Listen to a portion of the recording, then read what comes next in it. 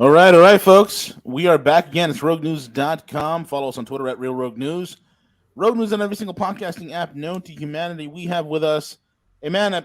I hope he doesn't need an introduction because it's been a while since he's been here. It's the one and only Alex Krainer. Alex is here.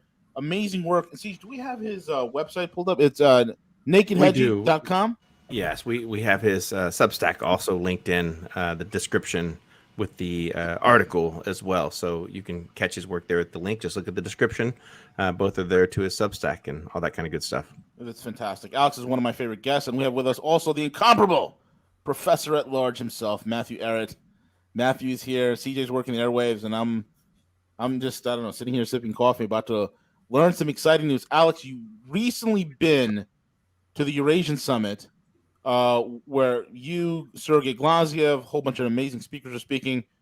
I'd love to hear about the audience. Would love to hear about it, and we can get into whatever you guys want to talk about this week because, as you noticed, I don't know if you noticed this or not, Alex, but in the United States, democracy works very well. In the great state of Pennsylvania, we elected somebody who was very brave and very courageous. I'm going to show you a picture of him. You might know him. Let me show you what he looks like.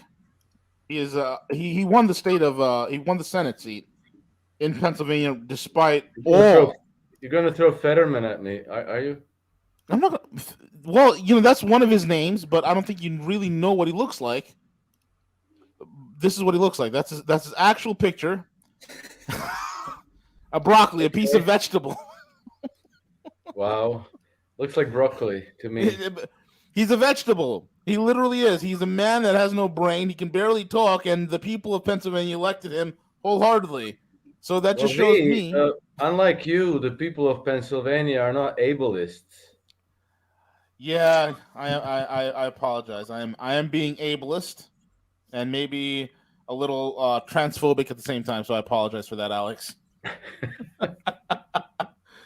Alex, it's like the handwriting's on the wall for the West, and a lot of people were talking about a red wave, and it didn't happen.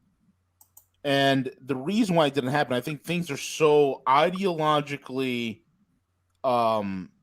solidified between the two types of mentalities that are in this country, the two types of political parties and their political leanings. And the West seems to be on this trajectory. You were at a conference where you spoke about solutions, real solutions, and I think the only viable solution for humanity moving forward, and that is the multipolar world. So without me wasting any more time, and also Matthew, please feel free to chime in and talk and share your thoughts and ideas about everything that's going on. Gentlemen, let's get into it. Alex, go ahead. Yeah, well, thank you all for having me, and very happy to join you. And I'm also very happy to share my experience from Baku at the Caspian Sea. I was there at the end of October. So that was 27, 28 October.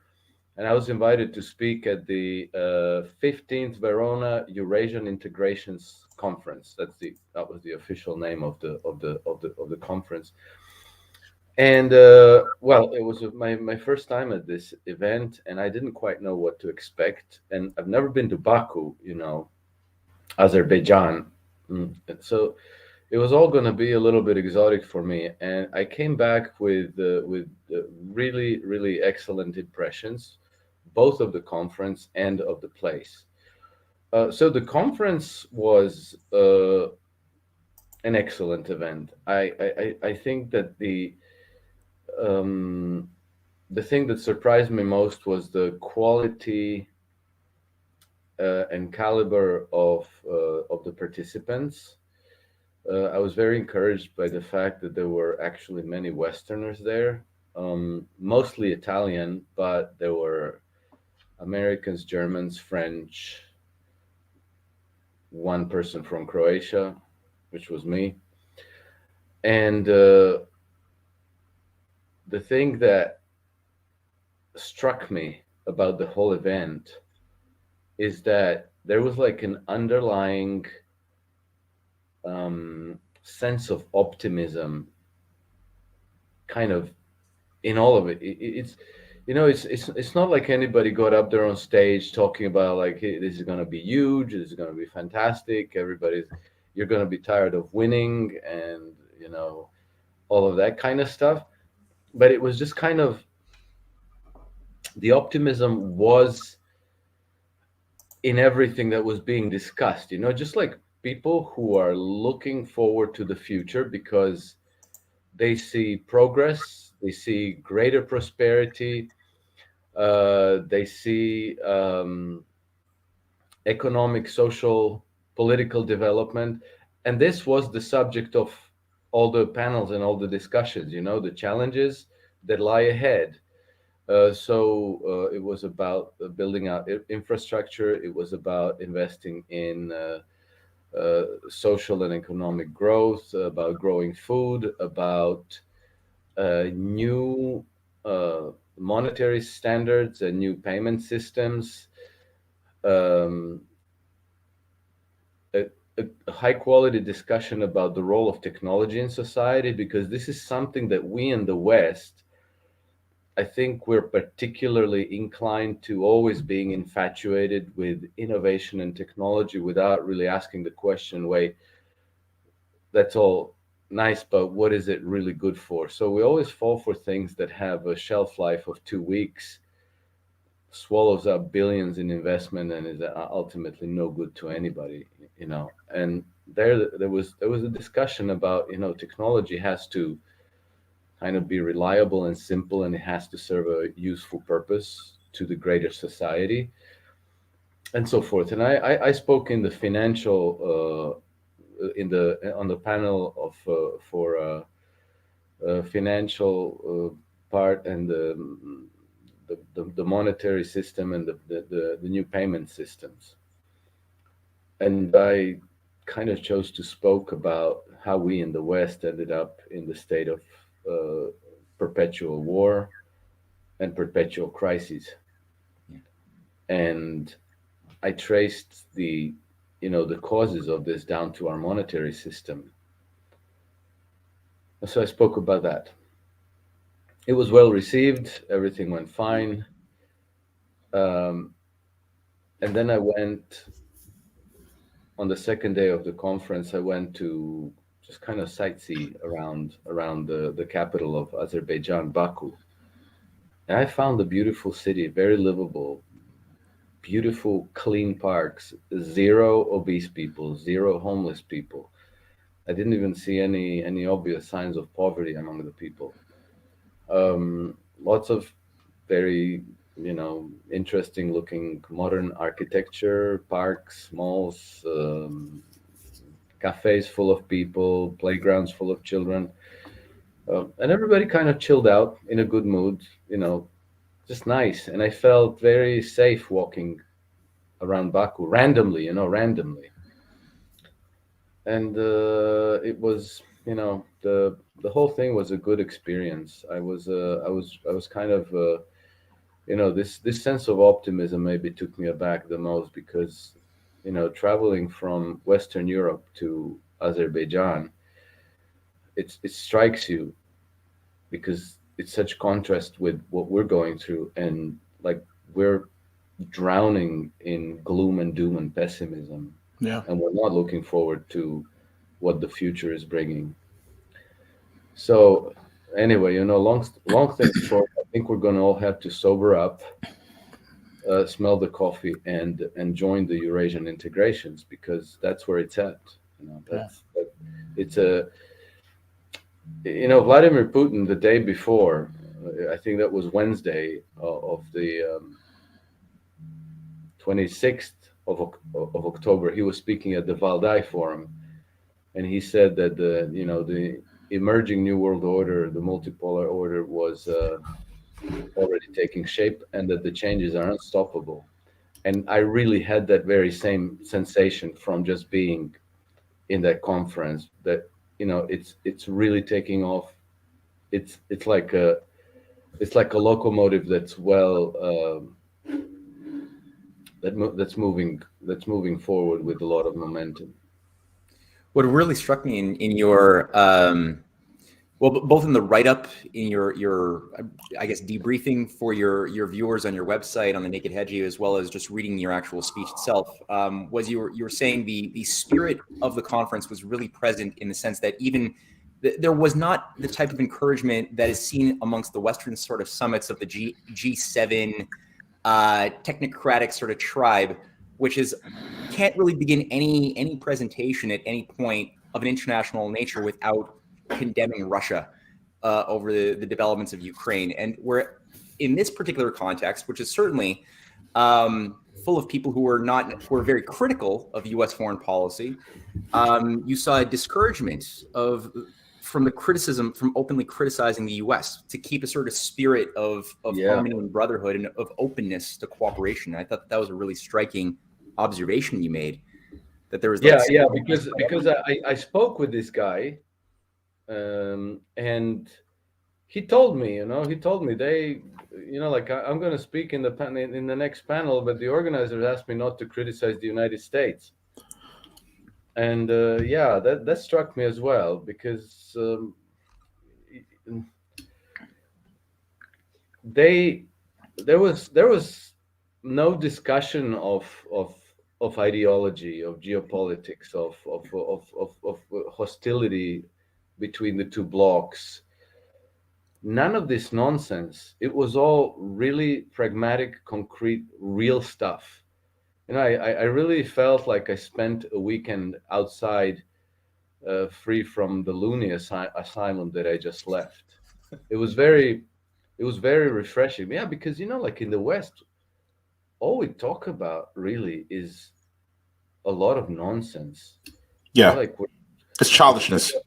We're talking about climate change. We're talking about LGBTQ rights. We're talking about left versus right. We're talking about and everybody's walking on eggshells, because anything you say is bound to offend somebody. Right.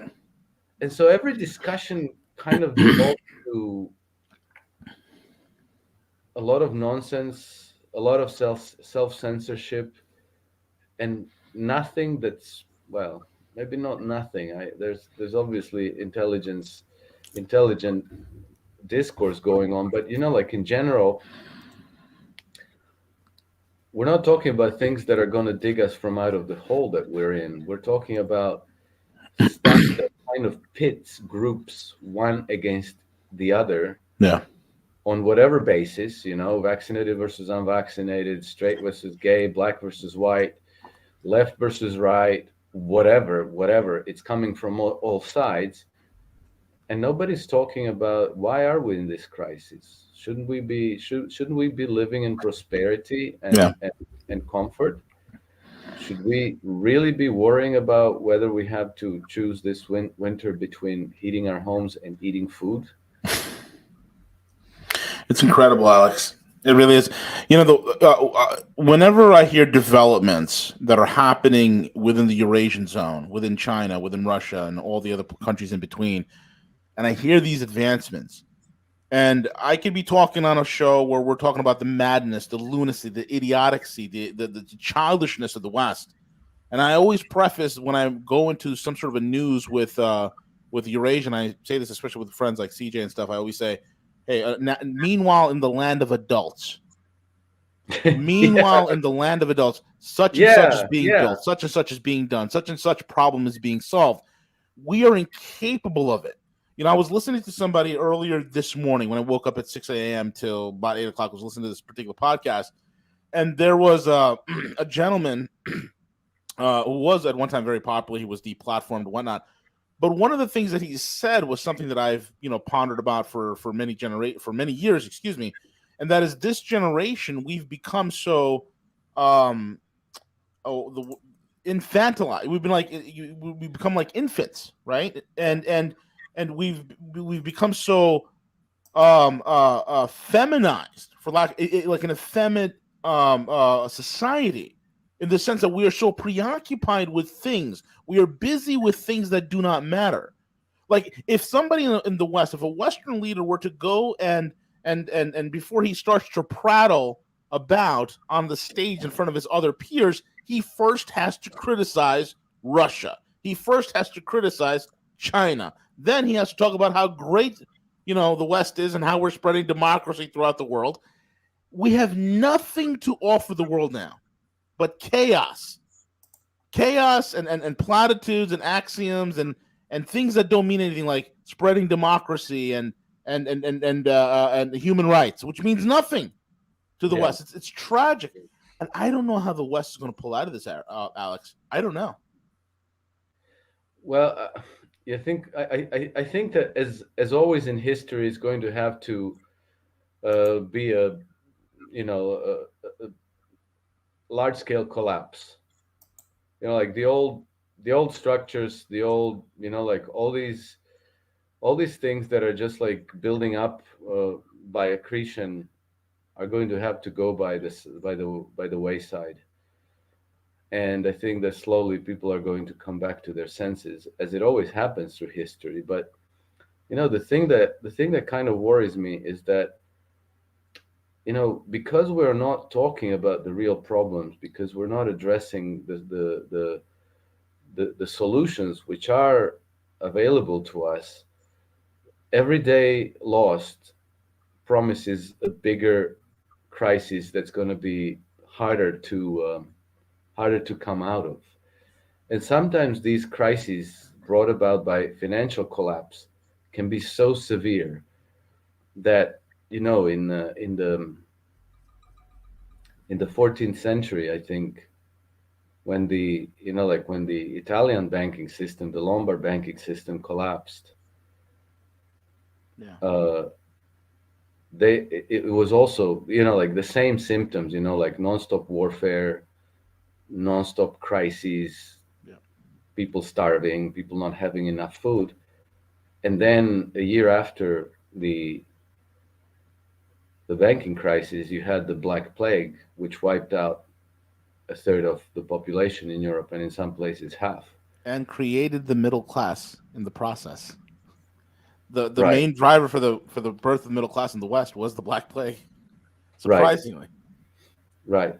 But it's this monetary system and the banking structures that are built on top of it, which are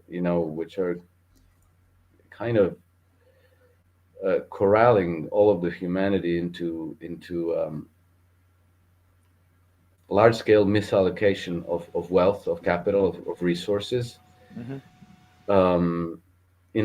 You can recognize it, but what they're doing and what they're not doing. Like they're pushing a climate solution. They're pushing cyber security state. They're pushing insects. They're pushing vaccinations.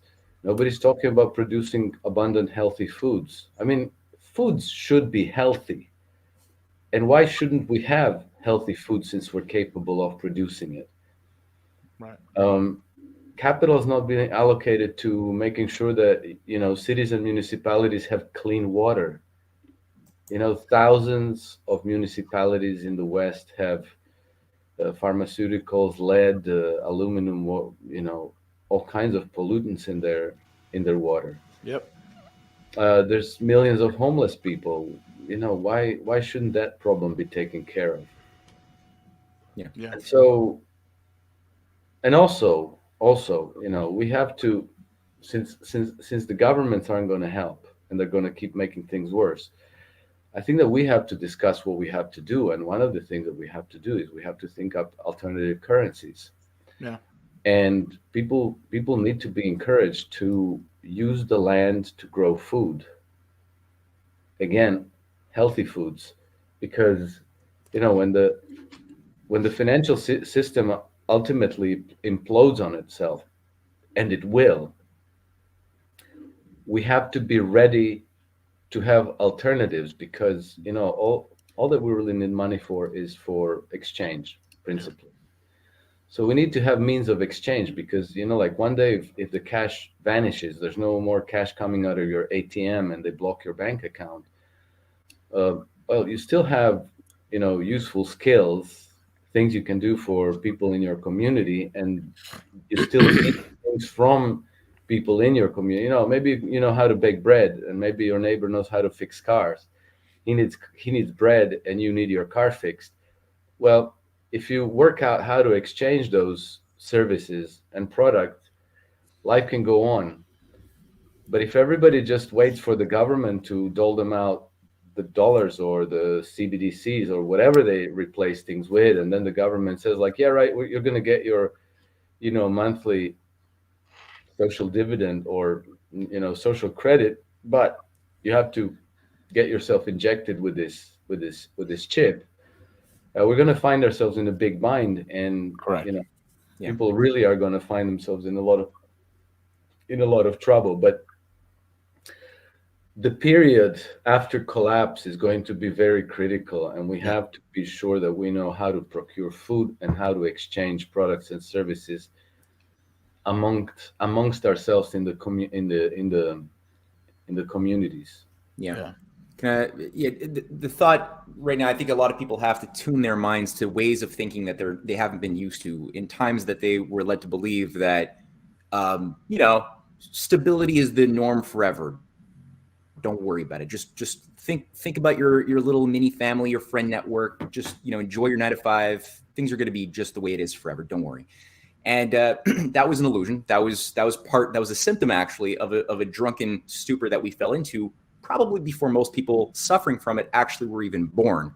So this whole system that was premised around the idea that you could consume without producing, you could just speculate without actually creating anything viable in the real world. That was never designed to be a forever model. It was designed to collapse. So now people are, okay, we're hitting the threshold.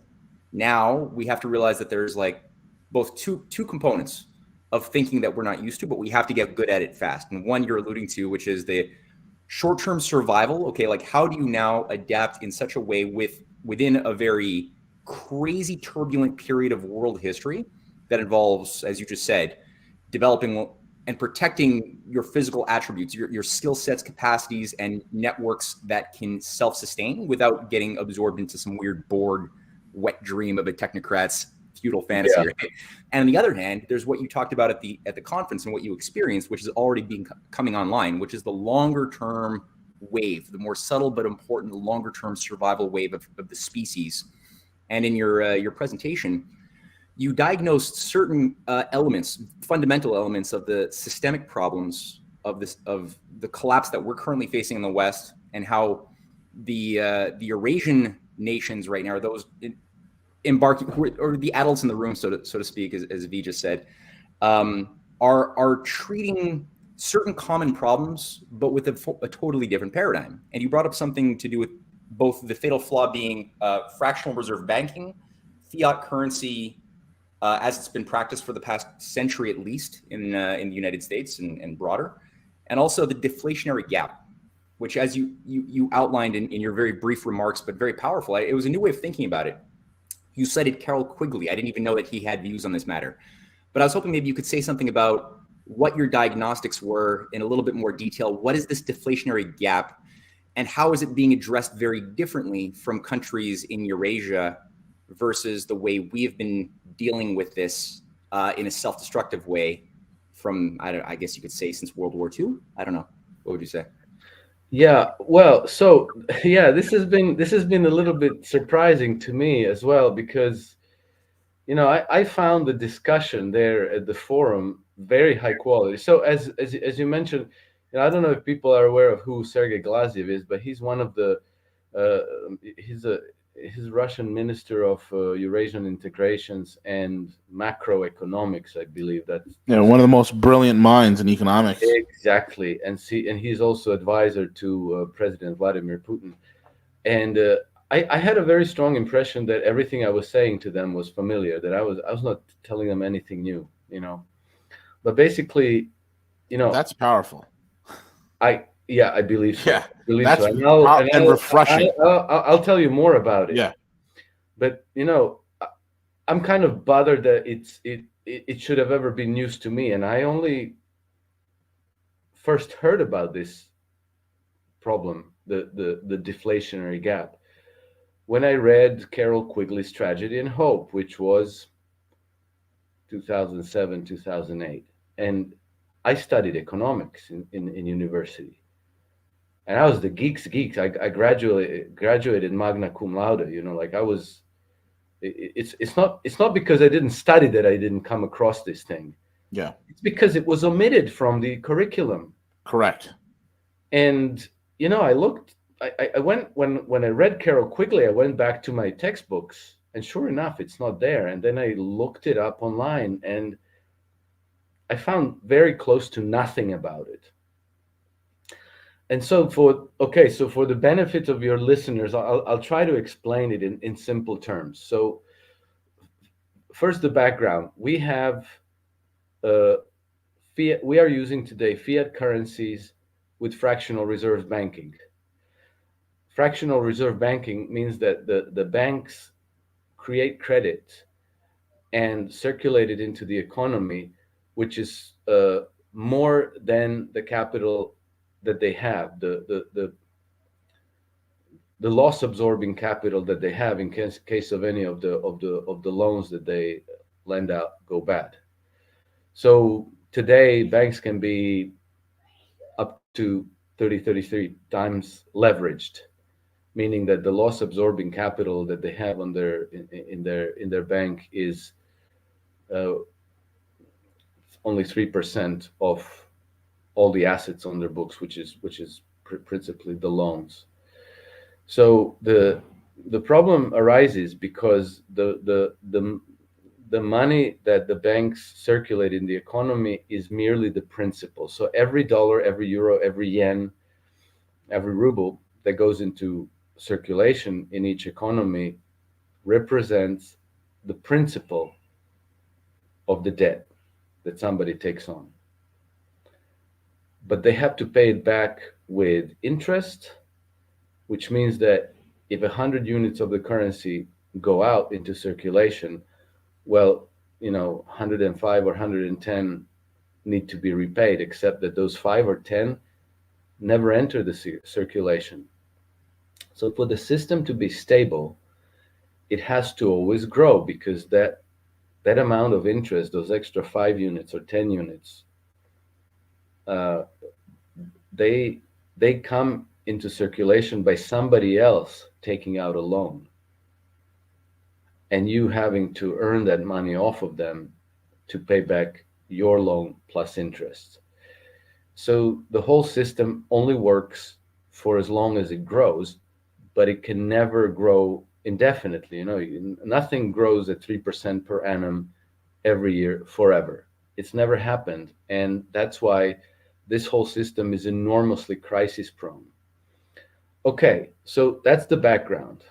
So if you'll remember one thing about this, it's that the economic system will be stable with this money with this monetary standard only for as long as it grows. When it stops growing, mathematical certainty is that it goes into a crisis of recession, depression, that a certain percentage of all the participants, firms and individuals, will go bankrupt, will end up unemployed, will end up homeless and starving, even though there are homes and there is food in the economy.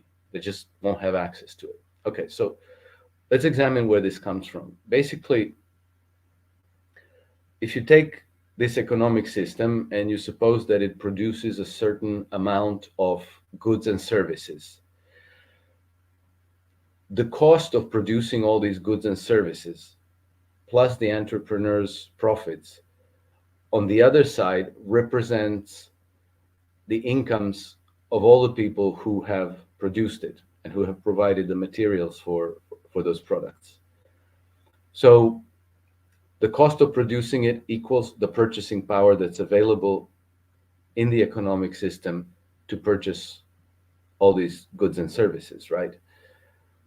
And so the prices of all these goods and services have to exactly absorb all the purchasing power for the system to be in balance, right? What happens in reality is that people don't like to spend all of their income, right? We all like to withhold an amount of money for later spending, for a rainy day, for whatever reason. So people always withhold part of their income and they don't spend it. So all the goods and services that go on the market cannot be sold at the prices that were planned, let's call it. And so what happens there then, if you leave the system to itself, is that businesses will have to lower the prices for all the products and services to be absorbed and sold. Well, if they lower the prices, they might not be profitable anymore. So many of them might not be able to repay their their loans. They might have to cut back production. Some of the businesses might close down. Some of the people might lose jobs, which means that you're gonna reduce the purchasing power in the system in the next cycle even further, and people might get even more anxious about the future and save even more money. So it's like a self-stoking cycle, self-sustaining cycle that economists kind of colloquially call the deflationary death spiral, right? Because the whole system unwinds and it only starts to stabilize at the very minimum of economic activity, right? It produces the bare necessities. And to prevent this from happening, governments have to step in. And governments have to inject the supplemental purchasing power into the system that will allow the system to grow and for all the products and services to get absorbed, to be sold. Well, there are other ways of bridging this deflationary gap. You can also produce services that never enter into the market. You know, like you could build pyramids. You can have space programs. You can have military programs and so forth. But you know, the basic problem is that because this system is the way it is, flawed from the get-go, governments have to step in and inject more purchasing power into the system to make it to prevent it from going into a depression. Okay, so as I mentioned, this can be done in many different ways, and the governments can also invest in, you know, better school, better parks, give people better homes. You know, there's many things. There's ways and ways and ways that injecting that extra purchasing power can improve the lives of people. But in the West, this always runs into ideological opposition because people immediately jump and scream socialism, communism. Government has no place in running any kind of a business, and this should be, and basically this gets defeated very quickly. Or, you know, like if you choose to build a road between I don't know, New York and Chicago, then people in Miami might complain, why didn't you build a road from, you know, New York to Miami? So there's always this political squabbling over how the state investment is going to be allocated and spent. The one area where people agree much easier is defense spending. And you know, you can always defend defense spending. If somebody opposes, you can say like, aha, so you're not for national security? You're not patriotic? You don't like your country, huh? And so politically, defense spending is much easier to sell to the public. You can, you know, produce enemies and threats and convince people that, you know, like if we don't slay this next dragon, it's going to come for your children, and so forth. And so what ends up happening is that you have an increasingly powerful military-industrial complex with an increasingly powerful lobby. They're wealthy enough that they can buy up the media and compromise them in a million ways. And so, like, there's a whole thing that builds upon itself, and the result is that we end up in permanent wars. And so, you had, well, this is an empirical fact. This is not to criticize the United States, but it's an empirical fact that between 1946, so after World War II, until today, the United States has started more than 80% of all wars in the world. But Alex, we're trying to spread democracy, Alex. That's what we're trying to do. We're trying to, we're trying to make it so that everybody has a chance at the American dream.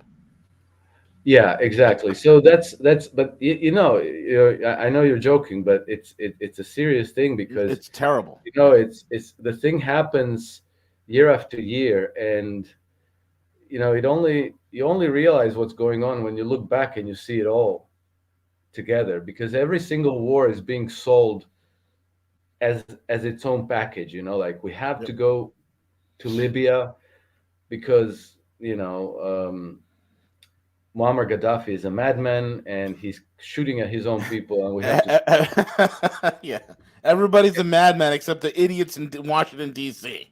Yeah. Murderous psychopaths in Washington D.C. But everybody else is a madman.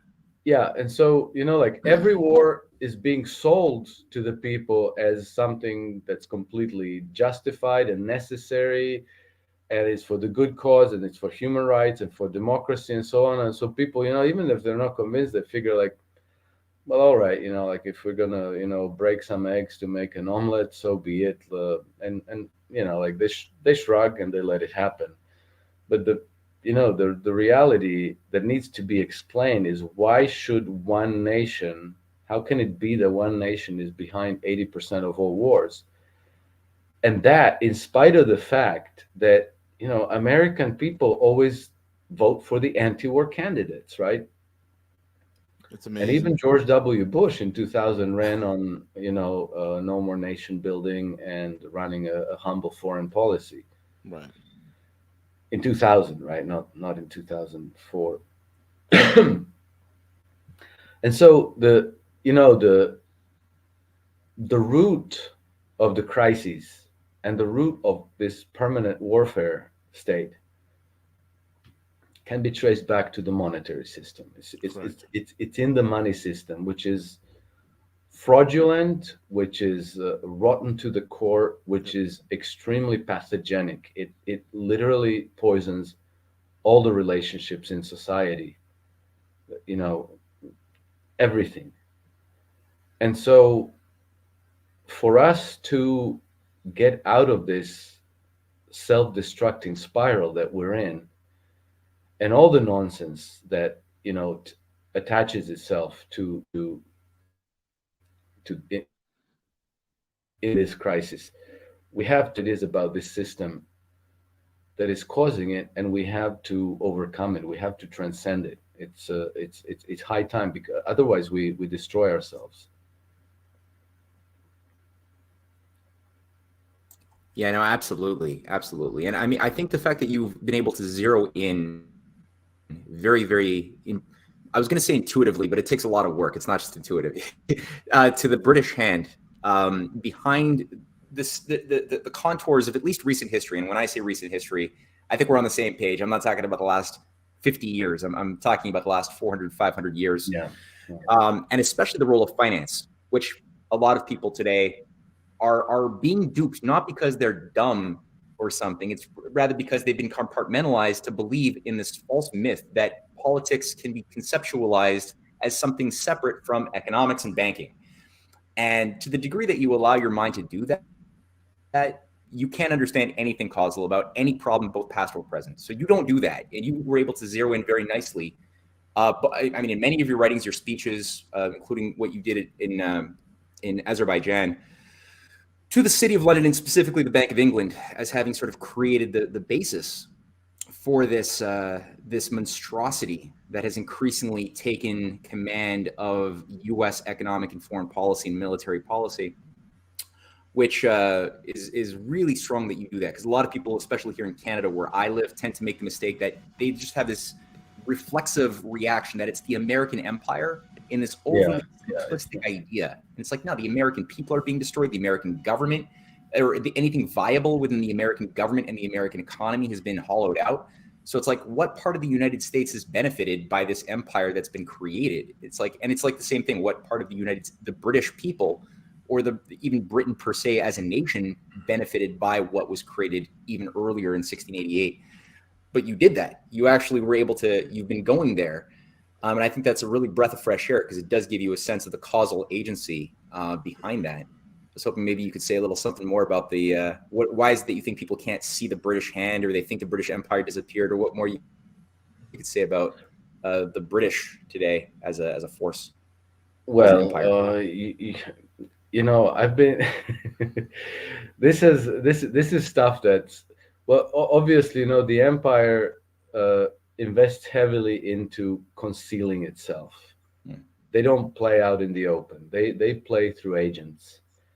And you know, when the British Empire was starting to implode at the end of the 19th century and the beginning of the 20th century, because they were constantly at war against everybody, and so, you know, it was always misery at home, mayhem abroad, always, just so that a very narrow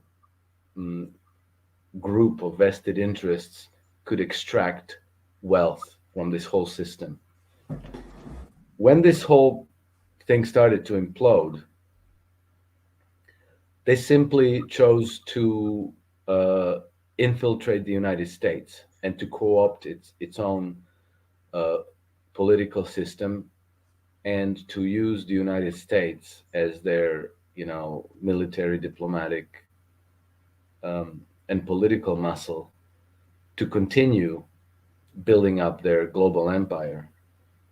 And in the process, they completely squandered the prosperity of the American people. They have, you know, I'm not going to say irreparably, because that's not, I don't think that's the case, but they have gravely damaged the United States. And, you know, because of the way that they operate, you know, like we don't have an emperor anymore that's sitting on top of a pyramid that everybody can point to and say, like, that's who we got to get rid of. They gave us this democracy. They gave us elections. They gave us this dog and pony show where we think that, okay, well, these guys are bad. Next year, we're going to vote for the other guys, and then everything's going to be great. But, you know, nothing ever changes. The country is nonstop at war. The country is you know, every generation is less prosperous than the generation before them.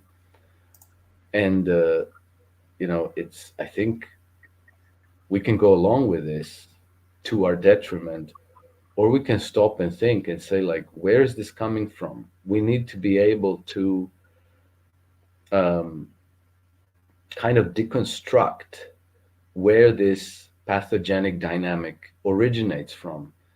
And if you do that, inevitably, you find that it originates from the international banking cartel, which is headquartered in London. So that's where it's coming from. Of course, you know, they have come to the United States. They operate on Wall Street, but I believe that still the main show is in the city of London. And you can see that even in today's event. You know, Russiagate was completely made in London, false flag operation. Extremely, you know, extensive, but practically all the important decisions, everything was done out of London. Today, the war in Ukraine, you know, when it began, very quickly, the Ukrainians saw there was no point fighting. They saw that they were going to end up losing their country. So they were open to negotiations with the Russians. And the Russians, you know, not being out there to reestablish the Russian Empire, they said, like, okay, so if you give up on joining the NATO, and if you recognize Crimea as part of Russia, we withdraw completely. And yeah, and they had to also recognize the autonomy of the Donetsk and Lugansk oblasts, right? Russia was ready to completely pull out their troops from Ukraine, and the Ukrainians were ready to sign this deal. And then who flew into Kiev to scuttle the deal? It was Boris Johnson, the British Prime Minister. And people still say like, "Oh, the Americans said sent Boris Johnson." Why would the Americans send Boris Johnson? Do they not have ambassadors in Kiev? Do they not have Victoria Nuland? That would have been her her thing. Do they not have Antony Blinken? Why would they send Boris Johnson of all people? They wouldn't. Boris Johnson went because London is running that show. Then you have NATO, right, where the United States is the sheriff in town. But because NATO is kind of like an inert organization consisting of 27, or is it 31 countries, whatever, the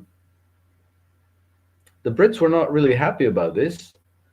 So in 2017, they created a military pact with Poland. Both Britain and Poland are NATO countries.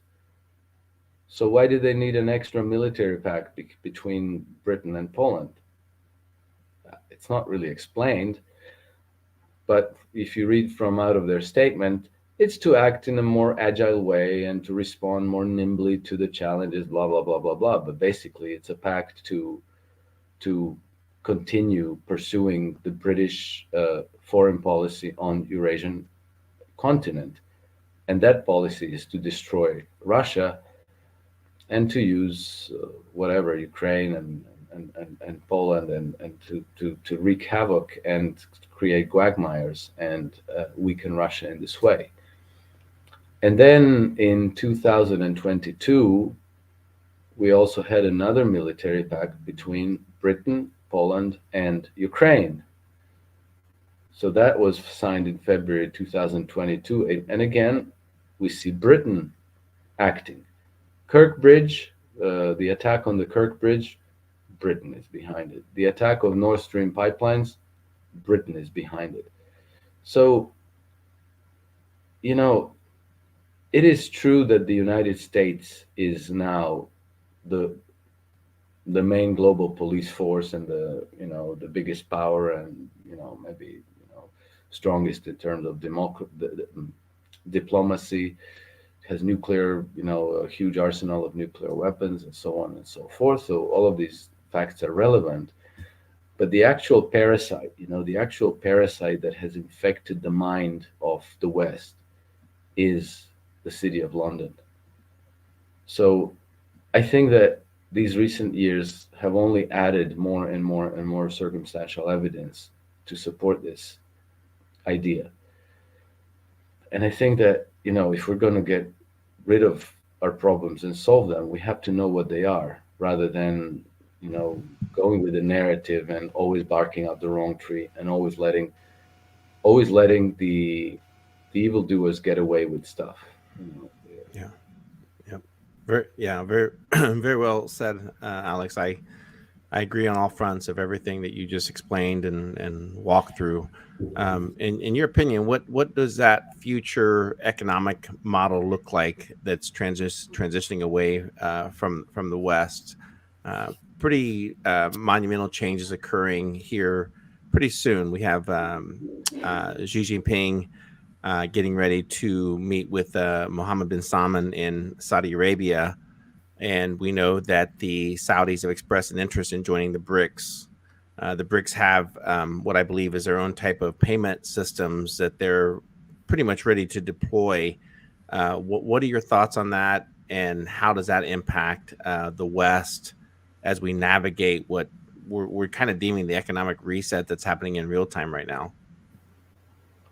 Yeah, I've noticed that there's actually quite a trend of nations one after another turning to the BRICS nations, turning to Eurasian integrations, and applying to become a member, applying to join, because, well, first of all, the 200 years of colonization by the West hasn't worked out really well for anybody.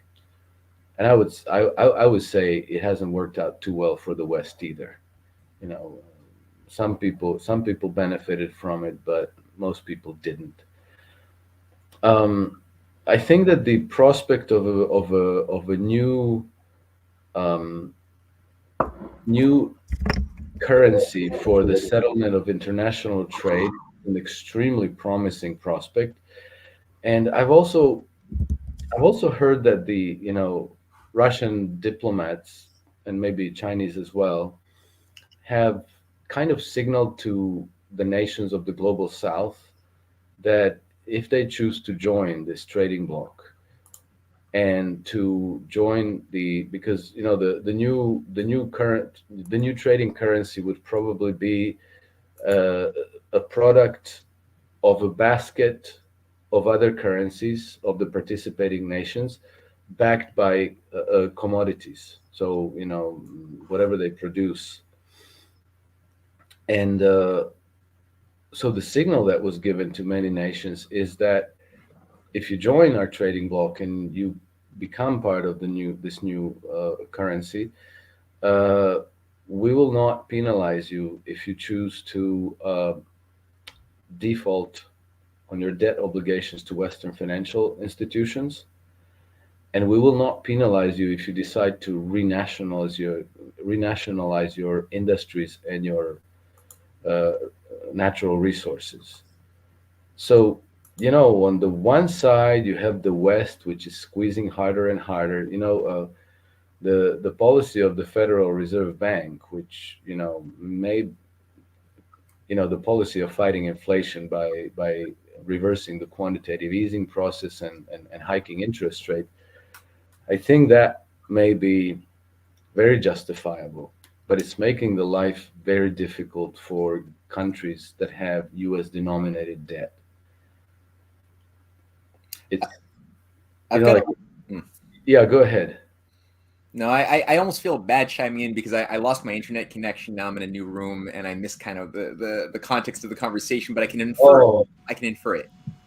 Oh yeah. yeah, no, man, you missed the best part, and We need to start again. Let's start all over. But I guess my question, I guess I don't want to derail your line of thought. So if you could like bring it back into where you were going in case I am derailing it. If I am, I'm so sorry. But we're both mutual friends with Tom Luongo, and I know you were on Tom's show a couple times, very recently even, and I was on this week too. Tom has been hypothesizing that there is a patriotic, I guess you could say a patriotic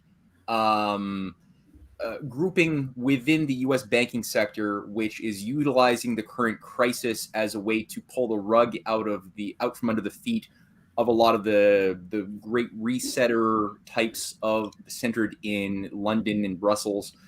And I have some personal misgivings regarding that thesis in the sense of seeing white hats or something with a noble impulse. I sort of see all of these creeps in the Federal Reserve community as kind of being ideologically unipolarist and kind of Malthusian. However, I'm always open, and I'm curious to know what's your take on Tom's thought, because he thinks that the lowering of that the raising of the interest rates is actually a good thing.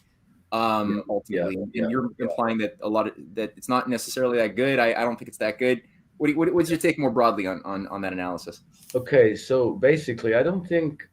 First of all, I find Tom Luongo's hypothesis very compelling, and I think that over the months, the events have been kind of proving him right.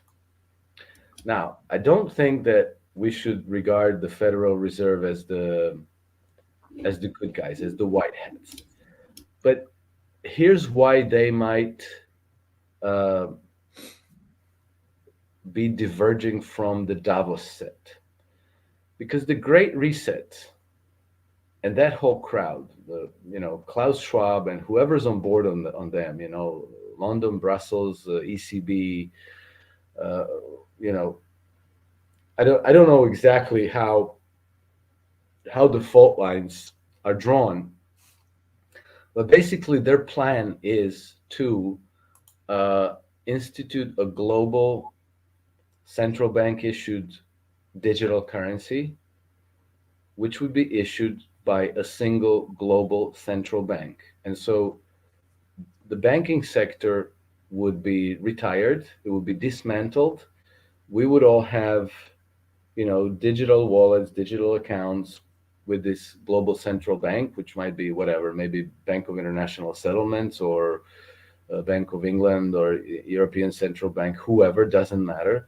But basically, the arrangement would be kind of like the Soviets, what the Soviets had, just one bank, and everybody has an account with this one bank, and that's it. So suddenly, the people who own and control J.P. Morgan, Citigroup, all these American banks might think like, wait a minute, so we're kind of, the we're kind of superfluous in this equation.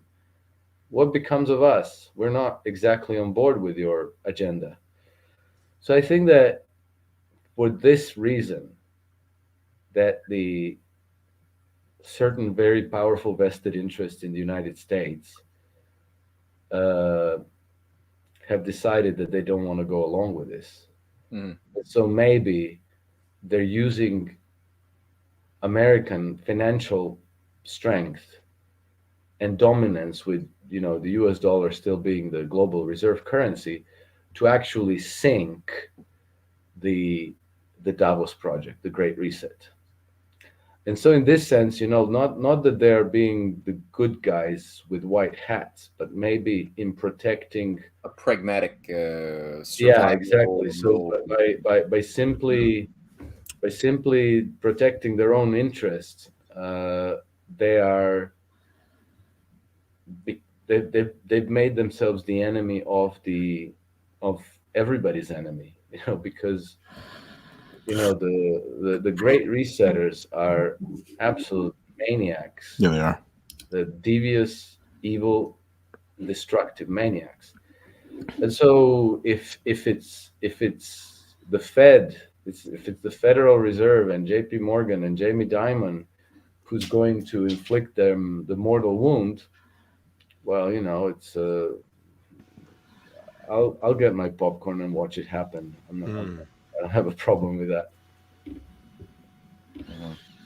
I made a comment about this thing. It's pretty interesting. Luongo and I, we're kind of like two opposite ends of the spectrum. He's more of he used to work in petroleum as a petroleum trader. I worked in the commodity side of things. And today I'm still very intertwined with the LBMA, London Bullion Market Association, as well as the SBMA, the Singapore Bullion Market Association, and on the digital asset side of things, on the institutional side, so not retail. I've made a comment back in November 2021 where I said by summer of 2022, COVID is going to be gone. You're not going to hear about it anymore. It's going to be shelved. And the dismantling of ESG is going to begin. BlackRock is going to start taking hits. A lot of the insurance companies are very upset with what's happening with the GB jab that people are getting, they're dropping dead. And that there's moves by JP Morgan, okay, against BlackRock, against ESG, because they are not. And again, it's pretty weird. Me and Tom, we've never spoken, we've never met. But from my network, from the people that I speak with, one of the things is nobody in Wall Street, and I'm spent a lot of time in JPM's headquarters, a few people I've spoken to over there as well. Nobody in Wall Street, everybody hates the Davos crowd. They think Klaus Schwab is an idiot. They have and that's putting it nicely, they have a very low view of Klaus Schwab. And one of the things that was said is that I said, this has nothing to do with good guys or bad guys. It has everything to do with interests. Mm-hmm. And the interests of Wall Street, which is also the interests of at least 70% or so of the city of London, do not align with Davos. And there is a concerted move. And I said, and I also said back in November 2021, and CJ could vouch for this in the audience as well, watch what happens to BlackRock. BlackRock has had massive losses within the last several months. It's only going to compound going into 2023. Yeah. So it's interesting to see all of this happening, guys. It really is, from the financial side of things, from an institutional side of things. It's remarkable. Yeah, I'll just add one little thing to that. I was just on the phone today with a friend of mine who's a client at BlackRock, and he was telling me about a huge rebellion of the clients of BlackRock who are all realizing they thought they were in it for business and capitalism. That's why they were in the game. Yeah. Was to, some of them actually care about their investments in Russia. They actually like infrastructure. They want to see things being created. Yeah. Other ones just want to make money, but now they're realizing that BlackRock is screwing everybody over. They're not in it for capital gains or anything like that. They're in it for an ideological purpose that has nothing to do with capitalism or anything of the sort, or making money. They're flushing everybody. And let me tell you how stupid BlackRock is. BlackRock would own majority shares in some very large insurance companies. Mm-hmm. And they'll also hold shares in very large pharmaceutical companies. And what is occurring is that these pharmaceutical companies, that I can't mention because we're on YouTube, they make the jibby jab. And people are dropping dead from the jibby jab. And we've known that people that are young men between the ages of 18 to 52, there's been a 40% spike in deaths. And the insurance companies are hopping up. They're like, we don't want to pay this out. And what's happening is that BlackRock's facing a problem where, hey, one side of our business is eating the other side of our business. They really didn't think that through. Yeah. Actually, I think that's a very important point. They really didn't think a lot of this stuff through, and I think that not only is it losing all coherence on the narrative side, on the ideological side, it's also falling apart in how the things were meant to work out, how they planned or failed to plan for things to work out. So I think it's only a matter of time before the whole thing collapses. But unfortunately, it's going to be an ugly show. They're not going to go quietly. And the problem is this: we're so deindustrialized. Number one, right? There's nothing here. When you offshore an industry, you not only boot the factory from your shore that manufactures the product and the service that you need, but the knowledge, the know-how, the technology, and the legacy, the native legacy that you need to continue that is also gone. So we're in a very unique situation. We don't know. We can't build anything. I think Matthew had the best analogy. He said, America is a house on fire, and Russia and China, aka Eurasia, is the water that could put it out. And so eloquently said, we're in a big, big problem here. And the thing that I always tell to the audience is this: don't worry about Western leaders coming out with some evil plan to put you in concentration camps. Worry more about what they break, because you're dealing with some of the most idiotic group of people on God's green earth. Amen. I think CJ had a thought. Well, yeah, I mean, I think it speaks volumes into why the investment dollars in terms of what's happening into industries are so tied into the political spectrum.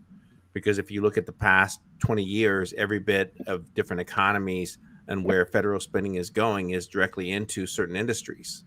If we look at the George Bush era, it was into the military industrial complex, shifted into the Obama era where it was derived into other different industries, healthcare sector that was bailed out with funds that weren't supposed to be sent over there when he passed his Obamacare, and into Trump, Trump era, whenever we witnessed the rollback of what was going to be deemed as far as the cutbacks, the tax relief that was supposed to be spent in regards to reindustrializing the United States, and all it did was basically stock buybacks. It's a certain level of corruption that has occurred, and it continues, where now we see the merger in the United States of basically these huge financial institutions that are in bed with that write policies. They write spending bills in the future, and that's why the political outcomes is so important, and maybe why even I misread this election cycle, because I think right now a house divided potentially could disrupt the financial mechanisms and the stream of money flowing into what they want by having a divided House, Senate from the executive office of the presidency. Maybe they wanted to streamline that because they realize that right now, they can't shut off the flow of printing money into certain industries that's taking place. My question is this, is that, let's face it, banks don't have the ability to create debt. That comes from the repos, that comes from certain economic levers that are there. So in the hints of the WEF, the World Economic Forum, in terms of Davos crowd, part of my thought process is that they're pushing this green agenda. They're pushing this shift that they want us to go through, this reset. And are they leveraging Ukraine to do that by perhaps purposely polluting the sector of fossil fuels? Are they making it, they achieved a lot with the COVID era, and so now are they leveraging creating a crisis that's going to benefit them by forcing us into this pivot towards the green economy?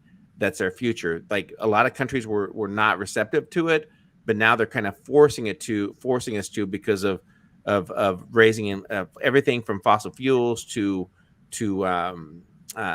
just basically farming, everything that they're waging forward. Are they forcing us to this green economy and their future of what they want by raising the prices and making us basically come to our knees across many countries right now?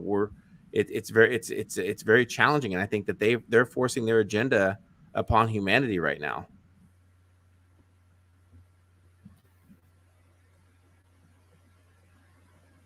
Okay, I'll go. I think I think you're right about everything that you said, but they are also getting a lot of unintended consequences, because you can force the political leadership. You can spend money with your think tanks to contrive justifications for it all. It's all necessary. It's all wonderful. It's we're gonna have clean, high-tech world and blah blah blah, all of that. But in reality, when people are looking at the prospect of being hungry and of freezing during the winter in their homes because there's no natural gas for heating, then you get massive political opposition. So we can, if we just talk about Germany, for example, we saw that last week Chancellor Scholz went to China. And the talking points were everything you might expect. They went to China to press China on human rights and be nice to the Uyghurs and don't support Russia and blah blah blah. And so they gave us the facade of Germany lecturing China about human rights and about not supporting Russia in their attack in Ukraine and all of that. However, in reality, there were 100 German corporations who have petitioned to join Scholz on his trip, and 12 corporations were accepted as part of the delegation. I think that's a very powerful pressure group there who wants good relationship with China and with Russia, by the way, because the $20 billion that Germany buys from Russia in terms of natural gas supports $2 trillion of German industrial value added. So you have a very, very powerful lobby that is exerting pressure on the government to not go along with this insane collective suicide that's dictated by the Davos crowd. And at the same time, they're making the common front with the labor unions. Because, if industry goes, the jobs go as well. So for once, the industrialists and the labor unions have found themselves on the same side, wanting the same things. They want to keep their jobs. They want to keep their industries intact and profitable. They want the freaking energy from Russia. They don't care where it comes from. They need the energy. Otherwise, they all go bust, and they starve and they freeze. Yeah. So, what these devious lunatic ideologues in Davos have planned is so onerous on everybody else that the pressures, as the farther this goes, the more the pressures are going to mount to oppose it. And then there's another factor in the whole equation. Now the Russians have taken the gloves off. They've so far with their missile strikes destroyed more than 40% of Ukraine's Energy. energy infrastructure. Right. So now Ukrainian people are looking to the winter of freezing and starving and not having water and not having power and so forth and so on. And so there's probably, as we speak already, there's probably millions of people in Ukraine who are thinking, screw this, we can't survive here over the winter. Let's go to Poland, let's go to Germany, let's go to France. So you're going to get another massive wave of refugees. And already in September, we had leaked documents out of Germany suggesting that Germany was already coming apart at the seams with the weight of refugees that are already there. And now you're going to get a couple million more. These are going to be dramatic changes. Mm-hmm. And so the agenda may have looked enticing to some of these people when it was written on paper, when they produced their little presentations that they deliver in Davos, and their little, sophisticated discussion between all these clever, successful, wealthy people. But then, when the reality hits home, and you have to kind of coerce hundreds of millions of ordinary people to go along with this, Mm-hmm. well, then you get like a tsunami that's going to sweep you away, because it's too big. You can't control it by lying to people. Like, you can't tell people that everything is nice if they're freezing in their home. You can't tell them that insects are a really good way to feed your children. Yeah. Here you go, Jimmy. Have a cricket. Yeah, exactly. Stop crying. Stop crying. Stop Eat your crying, crickets. This is your last cricket. I'll be brief, but one real quick. One of the things I perhaps misread was the explosions of Nord Stream 1 and Nord Stream 2 was more of an attack on Germany than it was on Russia. Oh yeah, 100%. And so I'm curious, Alex, as to your thoughts in regards to Scholz meeting with Xi Jinping, because you would think that the Germans, you had mentioned that there was a conglomerate of businesses that went along with that. You would think that the Germans would be more upset about that and be so was that meeting with Xi Jinping to say, hey, we know what's going on, we need to pivot away from the EU, we're trying to figure how to navigate through that. What are your thoughts? What are the German people thinking right now? I do believe so, CJ, and like the facade appearance of the whole thing was very much to the standard, to the community standards of the Western mainstream media. Okay, so everything good, Germany has a strong trade with China, so they went there to talk about trade, and they also went there to pressure China on human rights. Fine, sold. The reason why I think that what you just suggested is correct is because we saw a very serious grumbling within the German cabinet from his coalition partners, who are complaining that Olaf Scholz is running the show like an autocrat, that he has usurped the foreign policy of Germany. Annalena Baerbock was in Tajikistan or somewhere, and she took the occasion of that visit to criticize Olaf Scholz and to proclaim that Germany has to have a new strategy versus China. It has to be more assertive, and all of these neocon idiotic ideas where now Germany is supposed to go and punch above its weight and teach Chinese about human rights and democracy. Obviously, that's not going to work.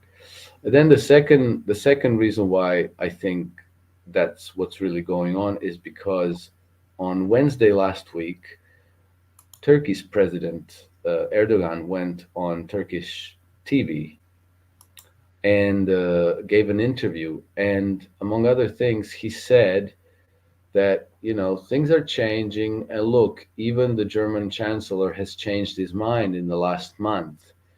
And he's looking to find common language with Vladimir Putin in Russia.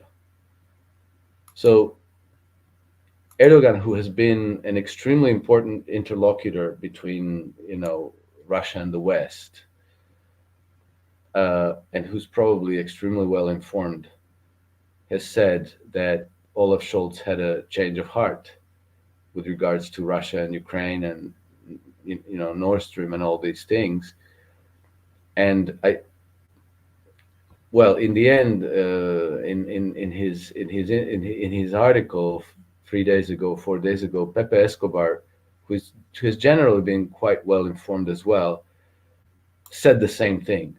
He suggested the same thing, and it's not difficult to see why. The overwhelming interests of the German society, of the German business, of the German industry, of the German people is to mend ties with Russia, to get that gas flowing, to restart the industry, to have their, to heat their homes, to not lose their jobs, to not have a massive trade deficit suddenly for a nation that has been an exporting superpower in the world for decades.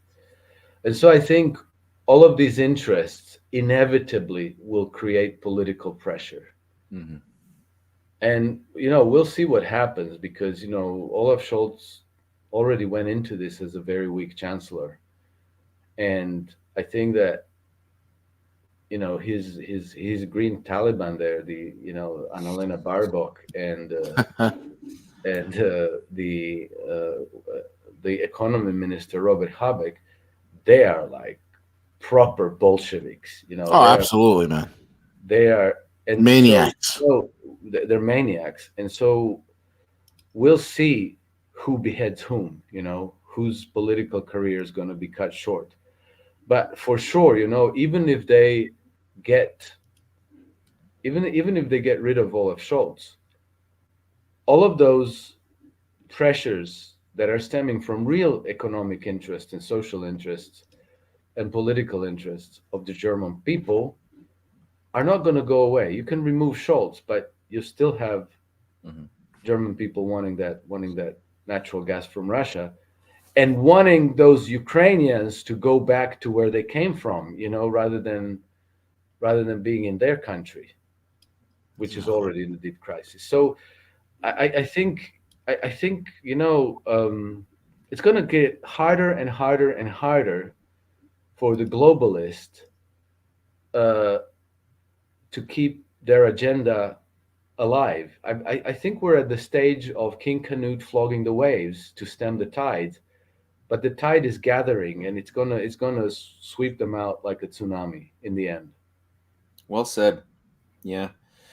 No, I couldn't agree with you more, Alex, and I really appreciate your sober, common sense assessment of the situation, and especially your appreciation for the self-contradictions inherent in oligarchical systems, past or present. Like the oligarchy always operates from a very ivory tower standpoint, and things that look good on paper when you apply, like formulas, you could have a very elegant, pretty, symmetrical formula, but what how do you know if it's based upon any principles of reality or not? You got to test it out. You got to put it into action, and reality will tell you very quickly whether your formula just looks pretty or whether it's valid. And dishonest people who are more committed to their formula will simply gloss over the errors, or they'll first of all, I guess, try never to put it into an experiment, to never test it. But then when it is tested, they will just try to ignore all of the points that it breaks down. And the oligarchy is really good at ignoring the fact that they've been trying this formula to and the formula is essentially, from what I could tell, going back to, thousands of years, the common theme of oligarchs is that they're always animated by this belief that you could get humanity to believe that we are just these talking cows happy to eat cud and stay away from the electric fences in our brain or around our brain. and if we could just do that and have, you know, this crystallized order of master slave society would just arise, and the oligarchs would just be happy having their orgies and their castles unchallenged forever. And the happy cows that are permitted to not be culled will just be happy eating the cud. Maybe they'll have orgies with their cows. Who knows? Hey, Hey, we're talking about Davos here, man. Hey, we're gonna have insect barbecues. Eat some insects and yeah. Oh man, yeah, but reality never works that way, and they're completely incapable of reevaluating or changing gears based on provable fallacies in their own systems wiring. And so they're just repeating, you know, every time that they achieve kind of what they want, they're kind of good at keeping secrets and manipulation. There's this whole science of mind manipulation that they've honed, you know, and that's tied to cultural, emotional components too, because the mind and the emotions play together, right? So they're sensitive to certain things that can be tweaked in a form of you know, sort of hypnotic techniques used, you know, by the so-called elites, and they're good at that. But as soon as they come close to achieving what they want, they always create a mess that blows up and undermines their own existence too. It happens every time. So it seems like today we're at a situation where we can't really tolerate too much more of that, with nuclear weapons littered all over the earth. There's 8 billion of us now, way more than we've ever had before. So like the degree of permitted error that we'd formerly been able to tolerate for thousands of years isn't really there so much. But the fact that, like you pointed out, you know, you could convince somebody is for a while that they're a fish and happy to live underwater and not breathe oxygen. And maybe for a while, for the first maybe, you know, minute or two, you could get away with that. But at a certain point, as much as that person, human being, thinks that they're a fish, at a certain point, when 2-3 minutes are going by, they're going to find themselves grasping for something that they thought that they didn't need, oxygen. And the oligarchy is really, you know, I think they've been capitalizing off of they've been getting arrogant for a long time off of their apparent power and apparent stability unchallenged. And now that the system is actually coming to a grinding halt, and people are now forced to confront the fact that you need food, not bugs. You need energy and electricity. You need a world that's not blowing up, destroying your kids' lives. People are intuitively, business interests who had formerly been happy to go along with a corrupt system are now realizing, no, this is not compatible with their existence. I can't live with this new set of rules. And so all sorts of nonlinear things are awakening right now. And we can't really predict what they're all going to look like. But it's definitely in a situation where the oligarchy, I think, is increasingly going to find their controls diminishing in many ways, which also makes them more dangerous too. And that's not a comfortable thing either in some ways. Yeah, it's a dark. Yeah, true. And I think one very important thing to point out is as a question of principle, you know, is that, you know, like human society is an organic thing. We are part of nature. We are biological agents, right? So it's just tend to reason that we have to operate in accordance with nature, with natural laws. And in nature, intelligence agency always comes bottom up. You know, I mean, even in large colonies like termites and ants that have a queen that kind of, to an extent, runs the place, it's the individual ants that give form to their, you know, to their habitats and their termite mounds, whatever you have. And this is one of the universal principles in nature, that intelligence agency always acts bottom up. And these oligarchies always want to force their solutions top down. So they contrive these plans, which look really nice until they implement them. But when you implement them, and they have to affect millions upon millions upon millions of people, and even they have to be executed through a very extensive hierarchy, you know, that has to carry out all those plans. you realize that you cannot control a complex system, and you can't plan a complex system because you can't predict every reaction to every change at every node. Yeah. You know, you're inevitably dealing with something that you can never predict and never plan. So top-down solutions always end up crumbling and turning into something that maybe nobody even intended. And it's bottom-up solutions where, you know, you build up things that are consistent with the intentions of where it's coming from. You know, like you're building solutions to the problem being felt by individuals on the ground. Mhm. And then those solutions maybe become incorporated into larger solutions and so forth. But it, you know, like the driving initiative and the driving creativity has to come bottom up.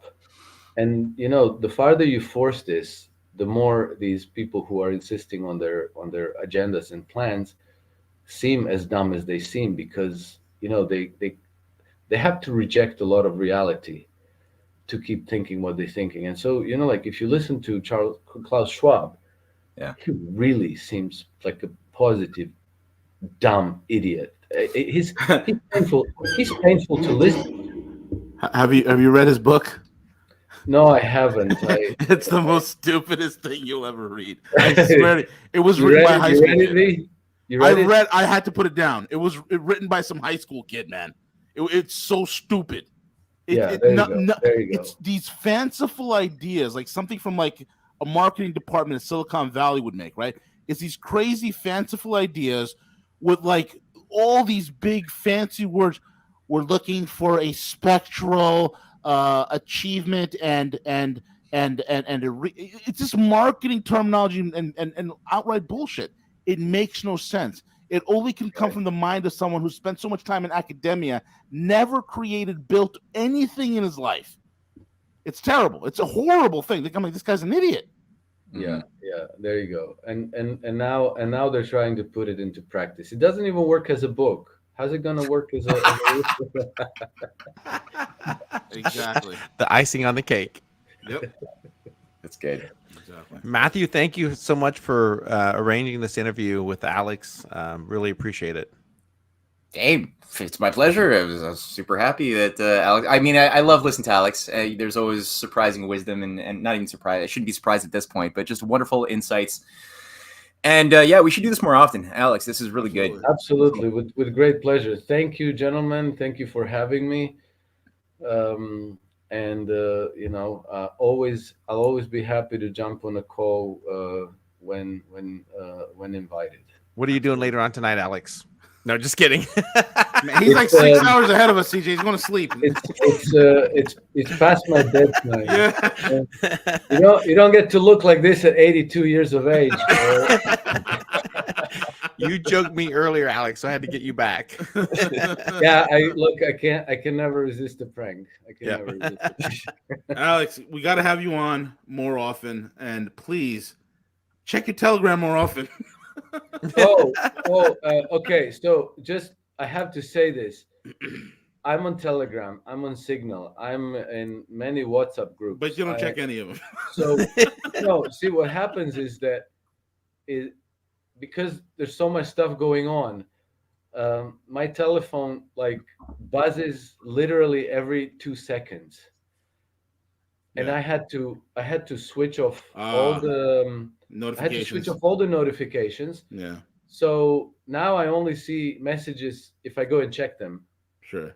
Unfortunately, but no, it's a good move. It's a good move. On notification, it just goes like beam, beam, beam, beam, beam, nonstop. That's annoying. And so that's And then it's even hard to say what's important, what's not important, what I should look at and not look at, and so in the end it becomes a distraction. All the notifications becomes a distraction. Yeah, like a permanent nonstop distraction. Yeah, so I agree. I'm sorry if but I always check my email. So if if you send me an email, I'll almost certainly see that. Definitely. Excellent. We'll reach you that way. Alex, thank you so much for joining us. Matt, Guys, thank you for setting this up. Thank you very much, and until the next time. Definitely have a great night. God bless. Take care, You guys. too. Bye. Cheers. Bye.